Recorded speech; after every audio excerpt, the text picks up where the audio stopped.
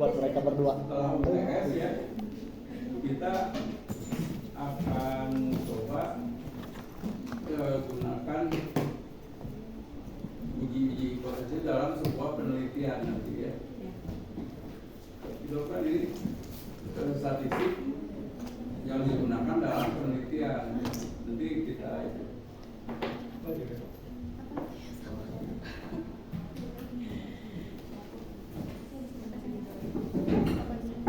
Dek, spotnya udah bisa dihitung, udah saya isi.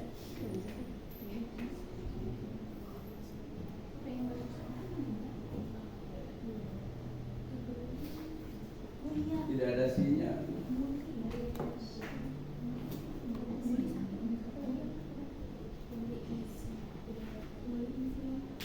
Yang Dogomi nanti aja ya setelah UTS. Jadi minggu depan UTS dulu. Iya UTS dulu. Jangan sampai tidak masuk ya. So tidak ada ulangan UTS. Jadi sekali saja. Risikonya kalau Anda minggu depan tidak ikut UTS, skornya 0. Nanti digabung dengan kalau Anda ikut UAS, digabung bagi 2 hasilnya. Jadi harus diusahakan itu ya. Mudah-mudahan Andanya sehat. Sebab ada yang tadi ada yang tidak masuk. Kemudian kalau minggu depan harus masuk. Jadi dipaksa sakitnya cepat sembuh gitu ya.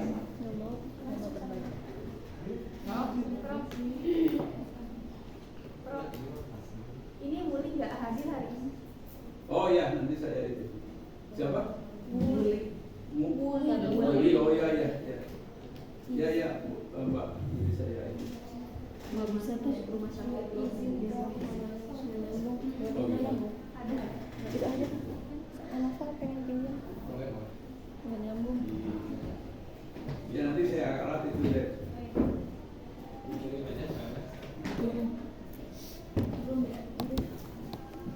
Udah? Yang dua aja. Oh itu uang baru.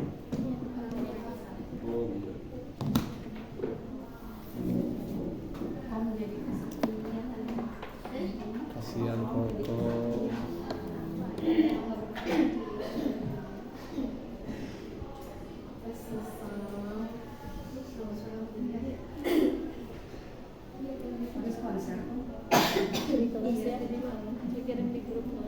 Oh boleh.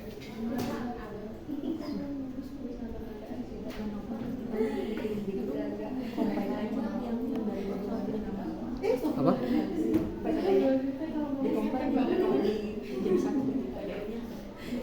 Nanti ini udah beres ini kita kirimin di Google Drive.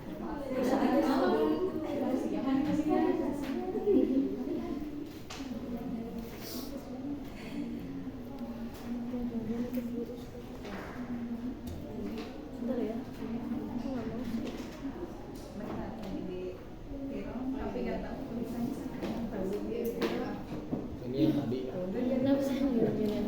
Ini yang tadi kan. Tahu.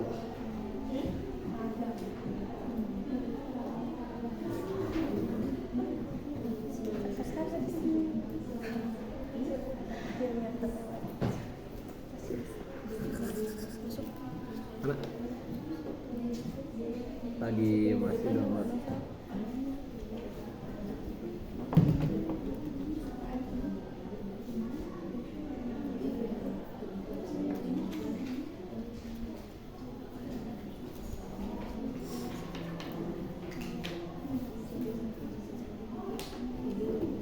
Dua. Yang ini dulu, yang bawah dulu.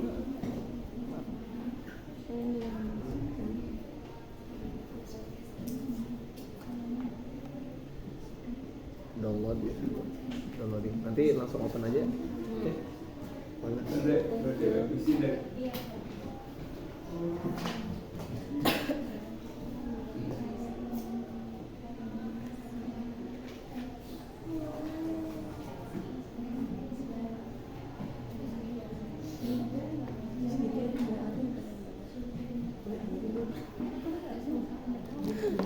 Apanya?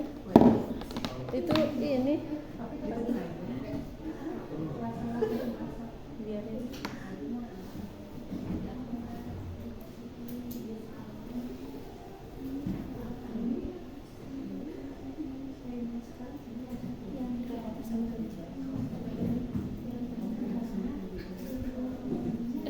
Lupa.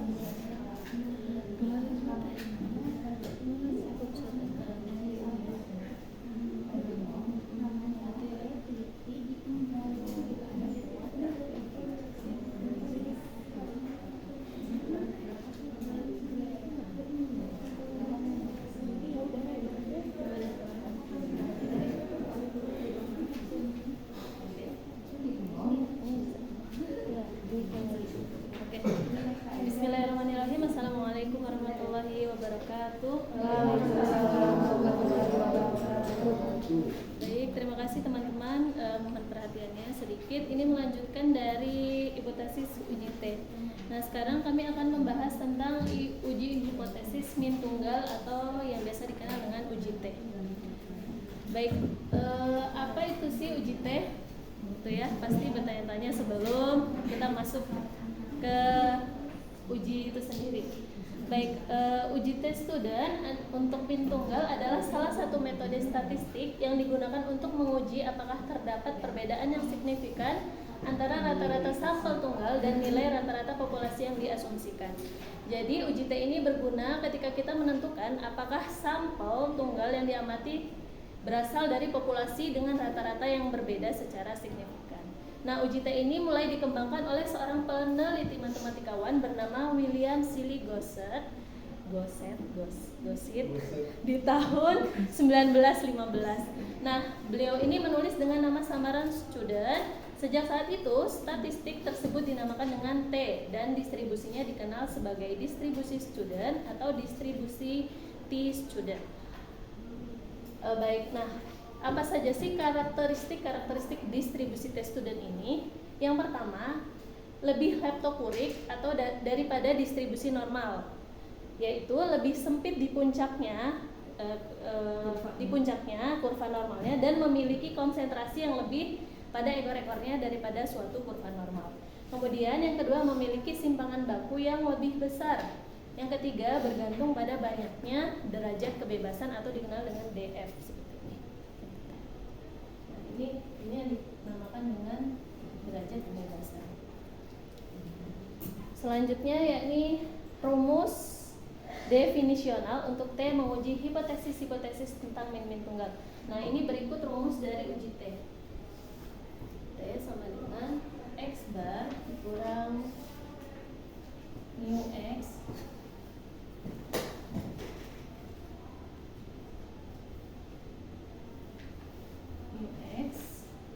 per S per X.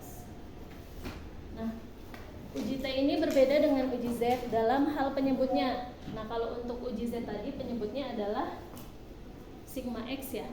Nah, untuk uji T penyebutnya adalah suatu variabel. Nah, sampai di sini ada yang berikut adalah rumus dari uji T.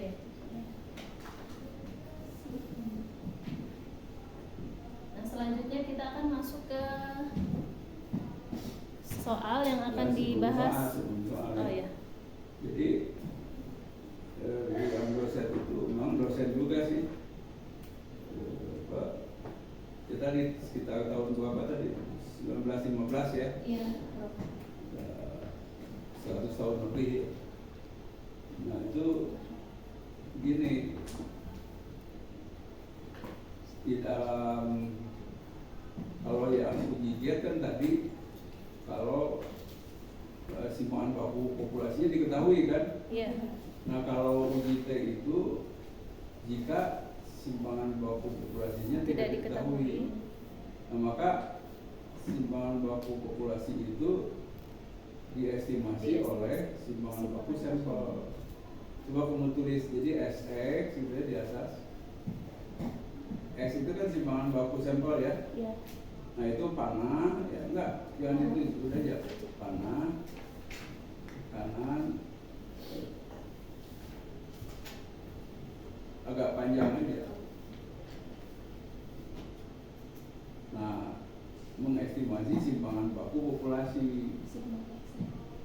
Jadi apa? Nah, Oh, sigma. sigma X aja. Karena tidak diketahui kan? Itu sigma itu mah apa? Iya. Walaupun saya remang-remang dari sini ya, sob, mata saya terlalu jauh, Oh, iya, tapi iya. karena gerakan tulisan kamu beda, itu jadi kelihatan. Nah, simpangan baku, nah itu diestimasi oleh itu, sehingga di bawah itu ditulis lagi x bar ya, S. Nah ini kan simpangan baku dari distribusi min sampel acak kan, pakai bar ya yang ini. Iya. Nah itu dipakai untuk mengestimasi sigma x bar, ya, karena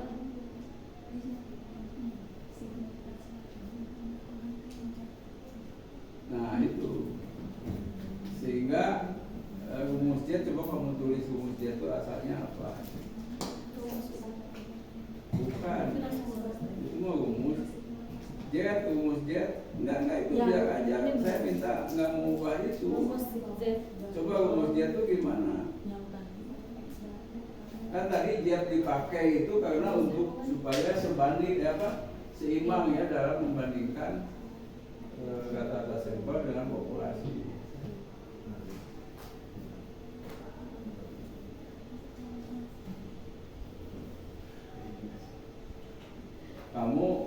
Saya kan udah bilang berkali-kali, kalau ada pecahan itu sama dengannya yang bagus, tulisnya nggak begitu.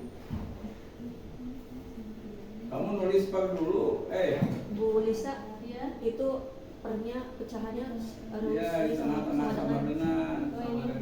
Ini notasi Sama matematik. Kamu apa bahasa Indonesia atau apa? IPA, Prof. Ipom padahal ada deket-deket sama matematik, dulu nulisnya lu bagus ya.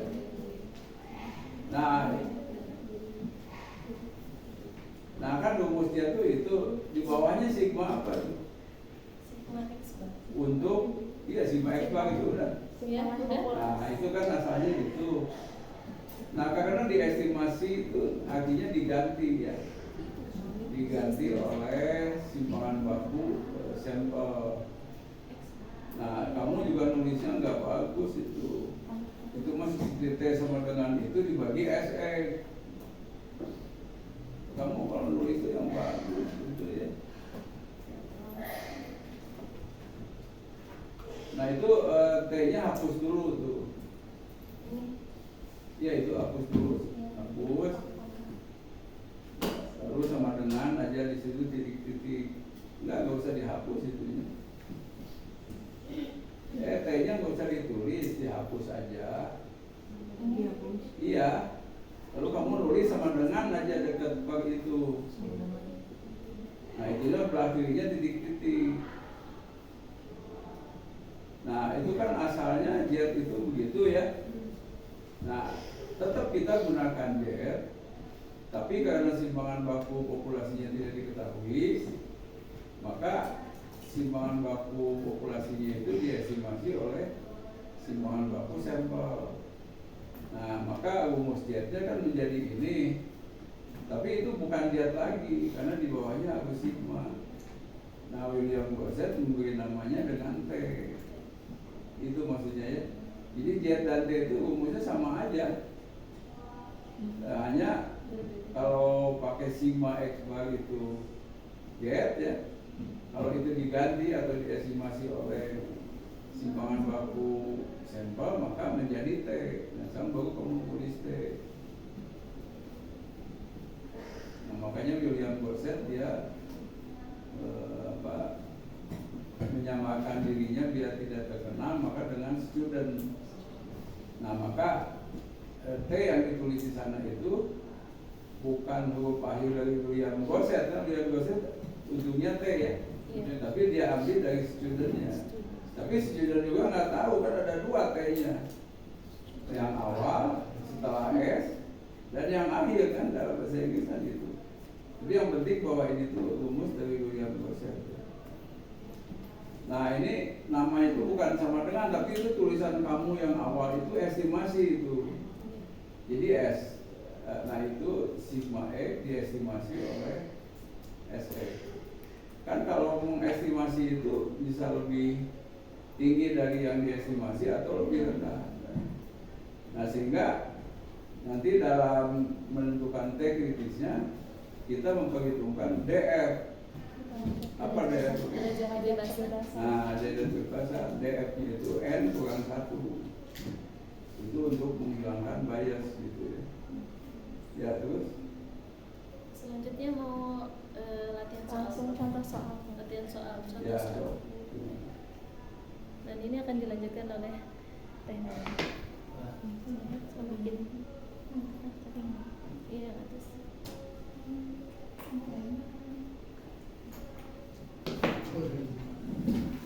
Tapi ini gak apa-apa dihapus. Enggak, di sini aja kamu nulisnya ke sebelah kanan.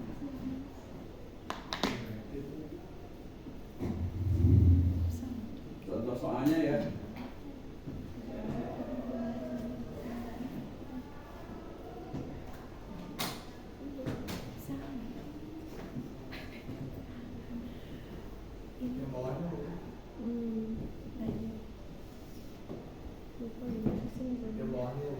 Ini ya.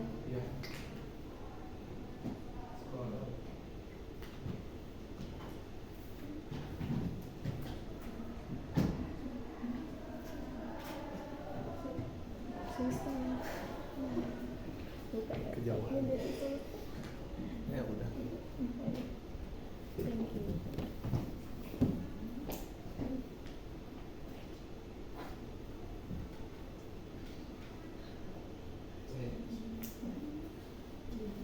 Oke, selanjutnya kita langsung ke contoh soal uji hipotesis min tunggal atau uji tek.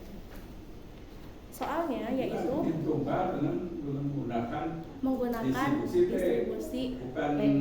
tunggal atau uji beda ya. Jadi uji T menggunakan hipotesis min tunggal menggunakan distribusi T. Di sini ada contoh kasus, yaitu ada seorang ahli penelitian guru-guru yang menyatakan bahwa rata-rata pencapaian kemampuan profesional guru yang memperoleh pelatihan model A akan lebih dari 85. Apa maksudnya dari masih?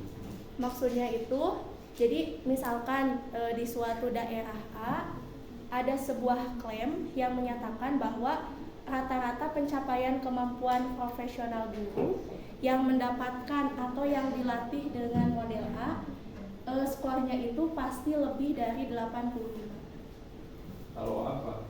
Kalau mendapatkan pelatihan model A. Jadi itu hanya ini aja ya, mengklaim bahwa kalau guru itu dilatih dengan model A, maka kemampuan profesionalnya akan Lebih dari 85. ya, terus.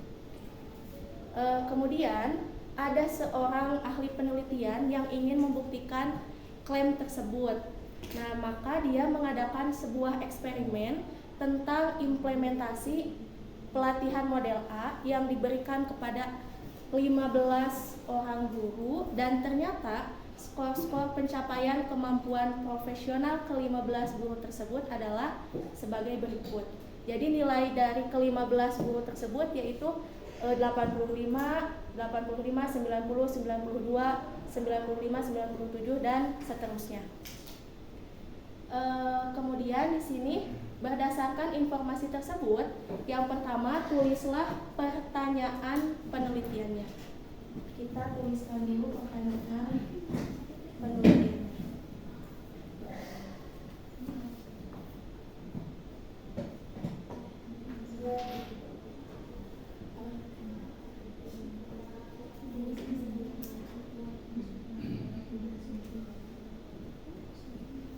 Apakah kemampuan Atau pakai rata-rata aja? Apakah rata-rata? apakah akan Kan tadi rata-ratanya akan lebih dari itu kan? ya. Apakah rata-rata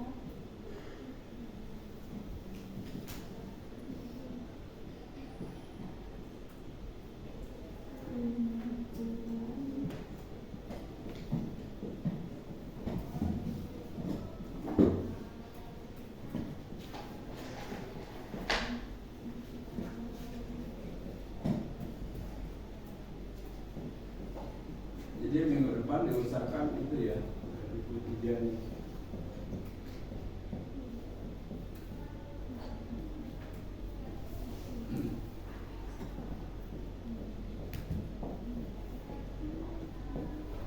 Yang pertama, pertanyaan penelitiannya yaitu apakah rata-rata kemampuan profesional guru yang memperoleh pelatihan dengan model A skornya lebih dari 85. Kemudian yang kedua, yang B, tulislah hipotesis penelitiannya. B, hipotesis penelitian atau H1.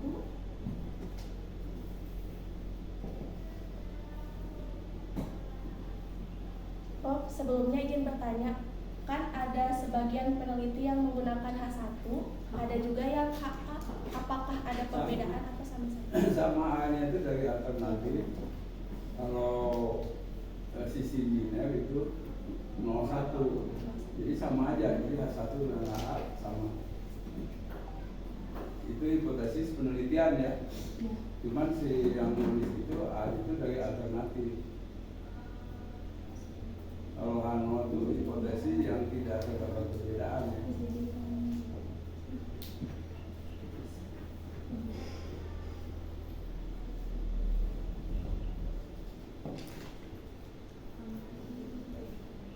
Mana hipotesis penelitiannya?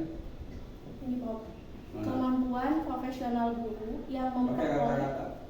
kata-kata. Kata-kata kan tadi di sini kan. Rata-rata kemampuan profesional guru yang memperoleh latihan dengan model A Ya. lebih dari 85. Ya. Yang C, tulislah secara formal hipotesis statistik dan hipotesis penelitiannya. Kemudian ujilah hipotesis itu pada alfa 0,05 dan tulislah konklusi atau simpulan statistiknya.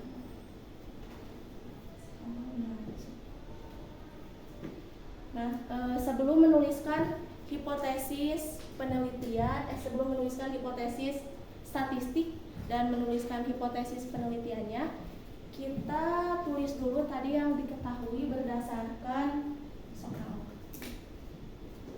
Diketahui tadi mu X atau rata-rata populasinya itu adalah 85. Kemudian M atau jumlah sampelnya ada 15 orang guru. Kemudian tadi belum diketahui rata-rata sampelnya dan simpangan bakunya belum diketahui. Maka kalau teman-teman menghitung menggunakan kalkulator statistik, diperoleh bahwa X barnya itu adalah 92,33. Kemudian simpangan bakunya atau XE adalah 7,3545. Bulatkan aja jadi 7,4 lah ya. Sampai dua angka di belakang koma.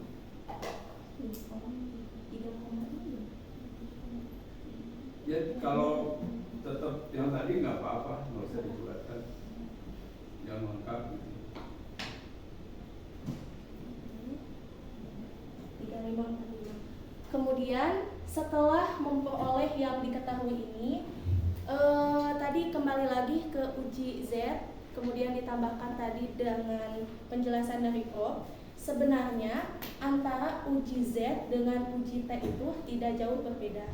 Perbedaannya terletak dari kalau uji Z itu diketahui simpangan baku populasinya. Kalau yang uji T yang diketahui itu hanya simpangan baku sampelnya. Maka simpangan baku dari sampel diestimasi ke simpangan baku simpangan baku populasi Jadi yang diestimasi. estimator, ini yang diestimasi. Jadi simpangan baku populasinya Diestimasi dari simpangan baku baku sampel. Kemudian diperoleh rumusnya T sama dengan X bar dikurangi mu X per Sx bar.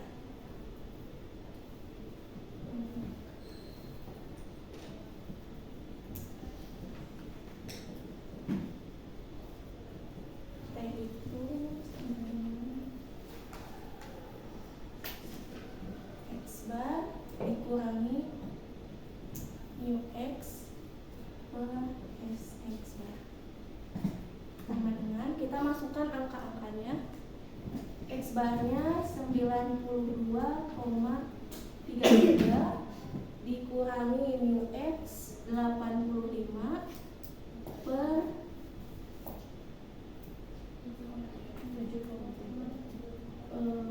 7,3545 per angka 15.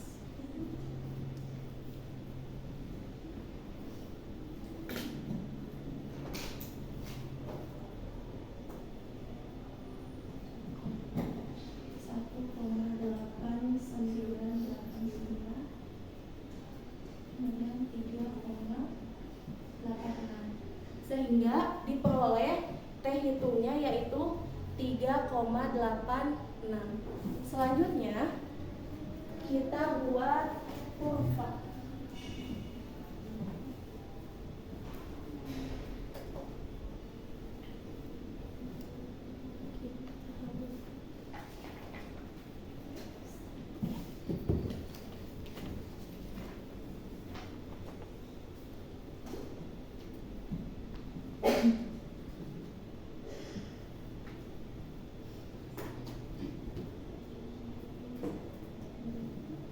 Jadi jangan terlalu lebar gitu, ini yang kanan.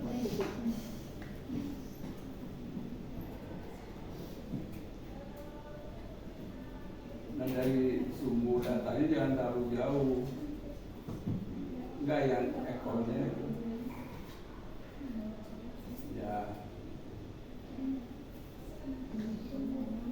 Nah kan tadi kalau diuji Z itu di sininya Z, kalau sekarang diganti menjadi P. Ya, jadi di garis itu ya nilai-nilai T kan. Ya, nilai-nilai T. Kemudian kita masukkan T hitungnya. T hitungnya di sini. T kritis dulu aja. T kritis. T kritisnya mana? Belum. Belum. Iya, Itu belum. belakangan aja itu. Oh iya. Sini. Ini alfanya diambil bukan 0,05. 0,05.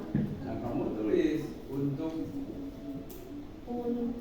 alfa 0,05, alfa 0,05, koma, kemudian ini dr ya. dr-nya 15 dikurangi 1 sama dengan 14. Dan uji Ya, 1 ekor ya Prof. dan uji 1 ekor ke kanan kan. Kanan.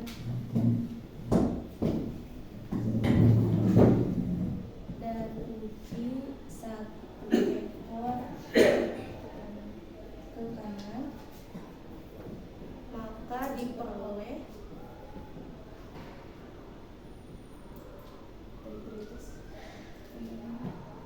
T kritis sama dengan.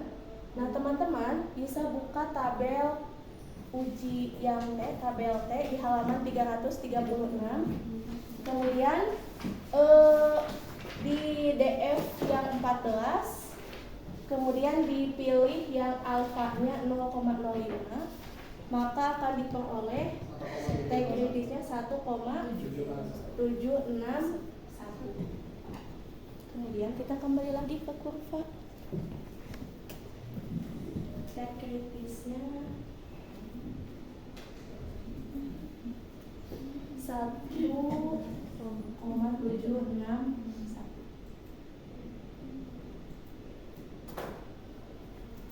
Yang ini T itu, kemudian yang ini T kritis. Nah, kalau diperhatikan di sini kita arsir, ternyata T hitungnya itu terletak di daerah penolakan H0. Yang ini daerah penolakan H0, yang sebelah sini Nah, dan nilai perhitungnya berapa? 3,86. Ya, di mana? Sebelah sini Prof. Ya, bukan di gambarnya di mana titik itu. Ini. Nah, itu di titik itu. Kemudian yang ini tag kritisnya. Yang ini daerah penerimaan H0.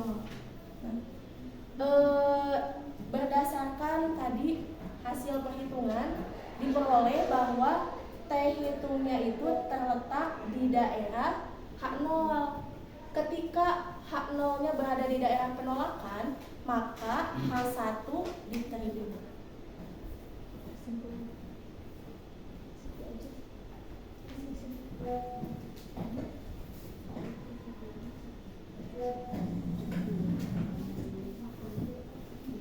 Karena T itu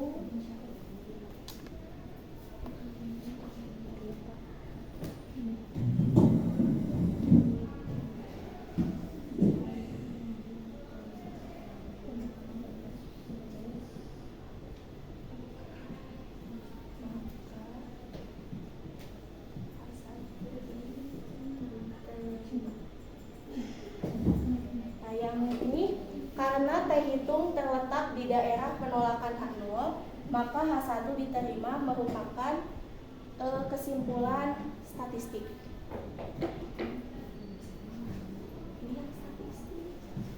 Nah, kalau yang kesimpulan penelitiannya, karena H1 diterima,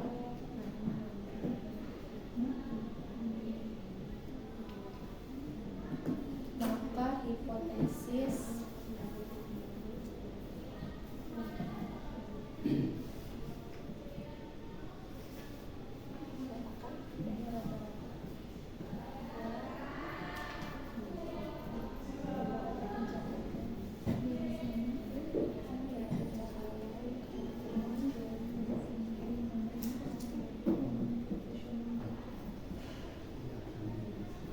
Jadi kesimpulannya apa? Kalau kesimpulan statistiknya itu karena terhitung terletak di daerah penolakan H0, maka H1-nya diterima. Ya.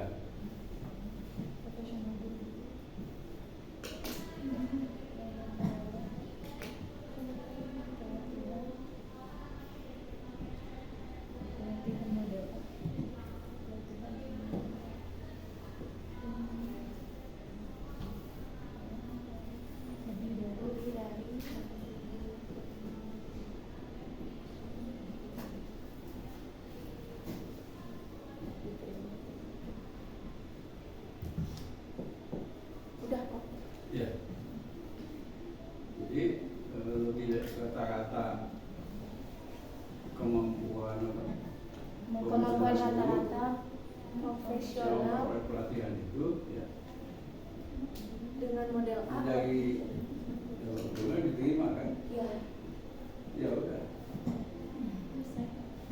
Nah, ini yang ini sebetulnya tanpa menghitung itu kita bisa pakai SPSS. Kamu Iya. ada SPSS-nya? Ada Prof, tapi tidak bisa disambungkan. Ya coba nanti ya setelah Iya. ini ya. Ya. Silakan di ini dulu. Tutup. Kita lanjutkan kalau jika hipotesis itu diuji memakai bantuan SPSS. Nah jadi itu nanti kalau ujian boleh ya, jadi Anda misalnya mau pakai SPSS ya. Jadi Anda jawabnya yang nomor itu jika hipotesis itu akan diuji dengan bantuan SPSS yang berkaitan dengan one sample test namanya itu. Maka outputnya adalah sebagai berikut. Jadi kamu tulis outputnya di jawaban itu.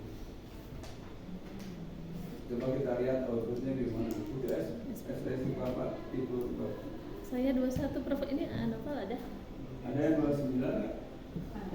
Ada yang 29. Ada Prof. Atau 25? Ada.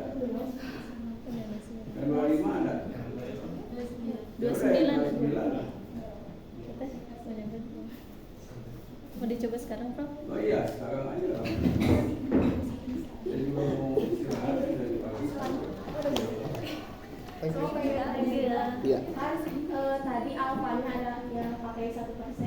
5%, 4%. Itu untuk menentukan alfanya ada ketentuannya atau bebas? Nggak tergantung peneliti. Berarti bebaskan ya Prof ya? So gini ya, jadi apa artinya H0 itu ditolak ya misalnya pada alfa 5%. Artinya peluang ditolaknya H0 secara kebetulan kurang dari 5%. Nah sisanya tidak kebetulan yaitu 95%. Dan kalau tidak kebetulan itulah yang namanya bahwa penelitian ini dipercaya sebesar 95%. Tidak penelitian itu tidak 100%, itu pasti ada gangguan-gangguan lain atau faktor lain. Jadi nanti kalau ujian saya yang menentukan, kamu yang milih nanti, saya harus menjawab itu. Nah jadi tidak hanya 1 atau 5%, bisa 4, tadi kan contohnya 4 ada ya, bisa 10%, bisa 20% dan seterusnya. Cuman kalau alfanya 20%, maka penelitian Anda dipercaya berapa persen? 80%. Nah itu jadi menurun. Makin besar alfa, tingkat kepercayaan masih menurun. Itu.